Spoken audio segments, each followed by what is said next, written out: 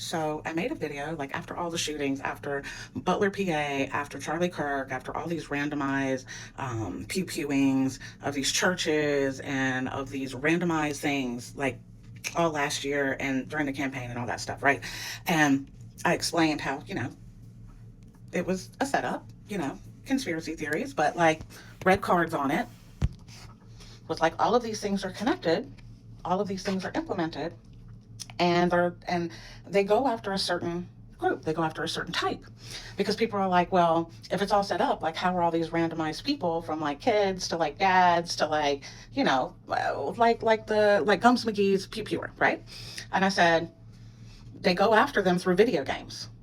I said they look for a certain type that's not socialized. They look for a certain type that's easy to brainwash, make feel wanted, convince them of things.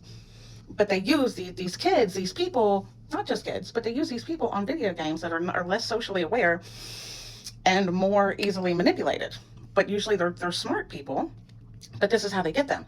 So I came across this video today that I'm about to play you that not only proves my theory with that the card said that the visions, that the answers I got are correct, but it goes so much deeper than what this guy is talking about. Like he's talking about it just being about hacking voting systems and hacking computer softwares and befriending these people who are socially R-worded, which I also refuse to say because they're easily manipulative.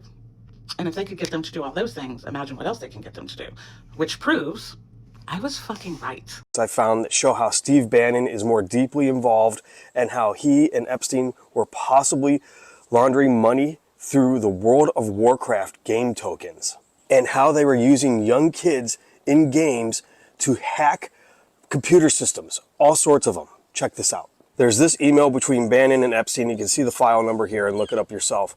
But they're talking about intelligence agencies in the crowd and how they get hacks. And they say they're not creative. They convince the Spectrum boys to play a game.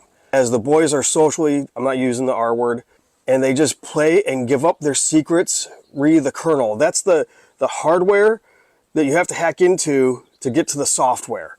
So that's what they're talking about there. There is also an exchange for money for what is known as zero-day exploits.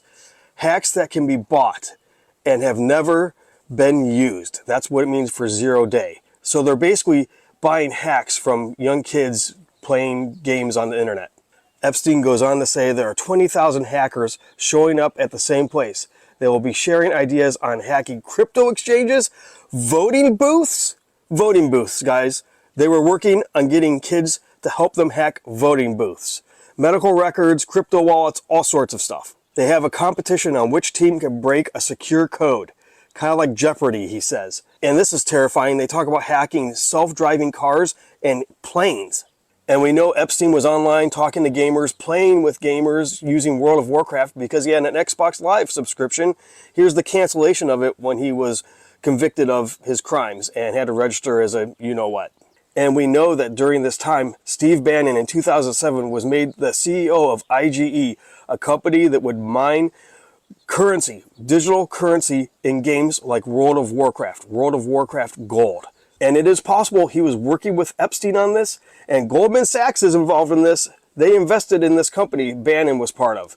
And they could have been laundering money through this digital gaming currency. Remember, this is before we had cryptocurrency. So we had this digital gaming currency on these platforms they could do all of this with, and it was like completely untraceable. And what's even crazier about this is the General Counsel for